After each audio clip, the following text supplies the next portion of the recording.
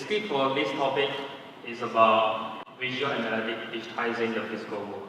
So digital is actually something that now strange to a lot of people over here because it happens everywhere in the online space.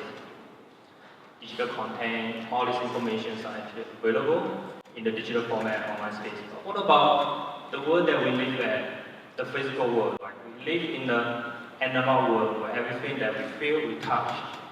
So there's a topic about how can we digitize the world that we live in. When we talk about IoT, essentially it's a data collection. You basically from two parts of it. One is that you have the sensor, like wearable technology that you wear on your hand, you start to collect data. But you also have other form of IoT, like for example, a temperature sensor, humidity sensor. Those are the sensors that basically you place it there and you start to collect environmental information. So video analytics is the same thing.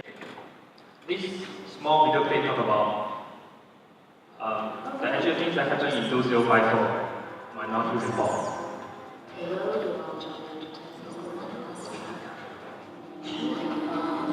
So when this guy walks inside the building, there are different kinds of sensors around inside the building start to capture. It captures what kind of product you like. It captures how many times that you went to the retail store. What was the product that you purchased on the last visit? So that the system at the back can actually do a targeted product recommendation. Hello, Mr. Yamamoto. Welcome back to the Gap. How does this sort of tank tops work out for you? Right. This is the short video clip that happened in 2054. Today we are living in 2016. Do you think we have to wait for about 40 years for this to happen? I think the future is very far away, but the future is also very near. It's definitely reachable. Many of you are actually seeing this camera in the MRT station.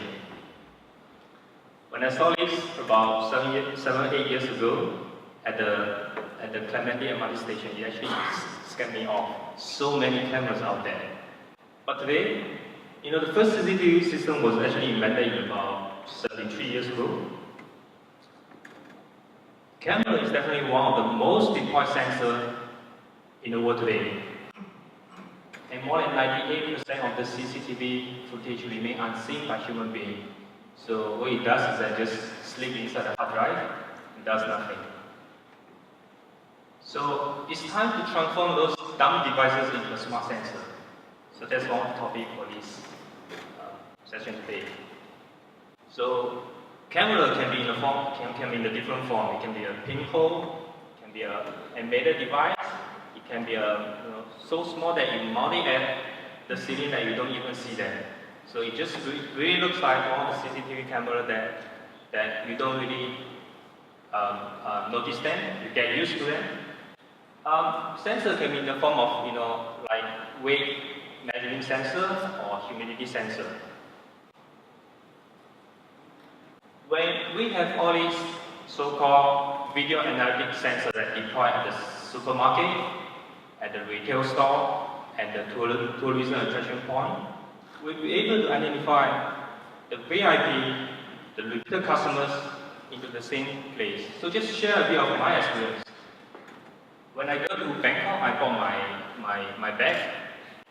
I couldn't make a decision of whether to buy that particular brand versus another brand. So I actually went back to the store for 5 times. Eventually I made a decision to buy the bag.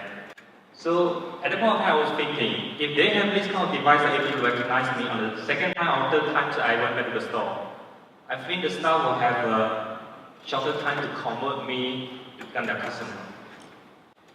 So to digitize the tourism attraction point, with these sensors that are around, we'll be able to tell that the same person that went to zoo also went to river safari, also went to night safari.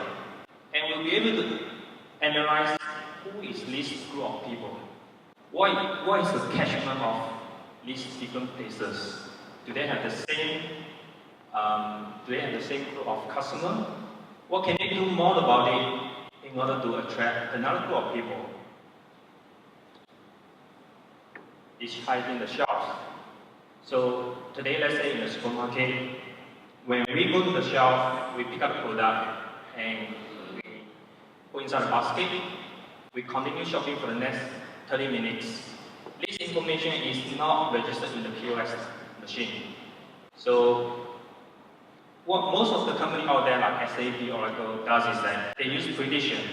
But there's a very important information that's missing in their prediction system is that they have no information about the product movement on shelf. So this is something that gives the operator, the supermarket operator, real-time information of the product out of shelf, so that they can actually activate their staff on the ground, the restocking. This is the snapshot from our office. So digitize the physical retail store. So this is the layout. This is basically the entrance is over here. This is where I'm sitting. So this is where all the technical guy and all the salespeople are sitting. So from there, just one glance, you know that what's going on.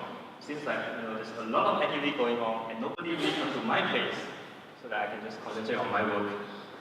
So it's the same thing that's happening in the physical retail store. You look at the heat map at the physical retail store. You know where to place your product, how to place your product, how to charge to your supplier. It's a supermarket case. So again, digitize a retail store. Today you have the membership system, but they can only identify you when you're making a payment at the POS counter. So imagine, when we have all these systems that deploy inside the retail store, the first step what we have to do is that we buy your facial ID, no images, no video, just your facial ID with the CRM system. So the next time, the moment you step inside the retail store, you don't even need to present your member card. They know that you are at the store. So that gives them very, very powerful information on certain marketing campaign that attract X number of VIP, X number of members, but only certain percent of them purchase. Queue measurement. At the supermarket, same thing. At the maybe Sentosa, Zoo, Safari. So why do we have to go to that place, the counter, and then realize that there's so many people inside the queue, just wasting a lot of our time? You can just place a very simple sensor. Open a mobile application that tells you everything about the crowd level, the queue information, expected waiting time. We have done some deployments in certain different kind of vertical, like government agencies, retail, etc. So this is the two of the very different kind of government agencies, like library, the campus. So we help them to monitor the crowd information. We help them to provide a better service by using facial recognition technology, personalized service. Digital signage is no longer just a one-way information pushing. So when you push out the content, you push out to the right people. And we call it, this is a new form of human-computer interaction. It's no longer just using a keyboard, using the mouse. You can actually wave to the camera and talk to the camera. When the camera knows that, what do you like, what do you dislike? Smart signage. Digitize your transportation. So yesterday the LRT actually broke down again. When we know that what's the crowd level at the platform, we'll be able to make a better decision. Should we stay at the office a little bit longer so that I can avoid the crowd? I know that everybody, some of them will actually say that I actually know that every day from 6 o'clock to 7 o'clock is going to be packed. But that's just based on experience, based on your gut feeling. This sensor that we deploy out there give you the real-time information, give you the concrete data. And over time, it's not just benefiting you, it also helps to benefit operators. So when we talk about digitizing the physical world, it's not really just about targeting a specific vertical. For example, video analytics is applicable in many, many different verticals. The most important thing, I think, is really about what is the ROI and what is the benefit for different stakeholders. So for retail space, they can be looking at generate more shoppers to become more shoppers to become their customers. But for the government agencies, they could be just looking at how to shorten the queue time.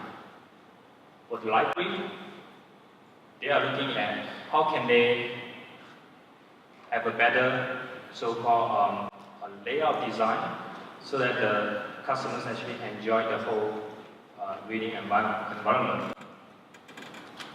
So, Trakomatik, we have a small company, startup company, we've been in this industry for about 3 years. We understand that we actually need to work together with other partners, for example, like business intelligence player, we need to work together with solutions that actually complement with what we do. So we are looking for BI players to work together with us. We're looking for application developers because there are tons of different applications that potentially can really so-called release the benefits of data. Just give you another example. I went to one of the site to do a site survey yesterday with one of our client at it's a cafe. You know, what they wanted to do is that they want to capture the data and showcase to the boss. But at the same time, they also say, okay, how can I let my staff to know that what's the cloud level at the campaign, so that they don't have to come here during a peak hour. So immediately I say that, okay, if you choose to release your data to the public, we can actually develop a mobile application for you for free. Then all the corporations that choose to release their data to the public, you actually show on this mobile application. So the staff can actually just go and download and look at it. It's just so easy. You don't have to log into the backend system. It's so complicated. So this is one of the typical application developers can actually tap onto our API and develop some interesting application. Definitely looking for partners and resellers. Looking for solutions that are able to complement with our solution.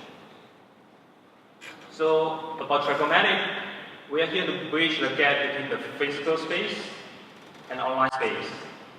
So really bridge the gap between the read and the click. So thanks. That's about it.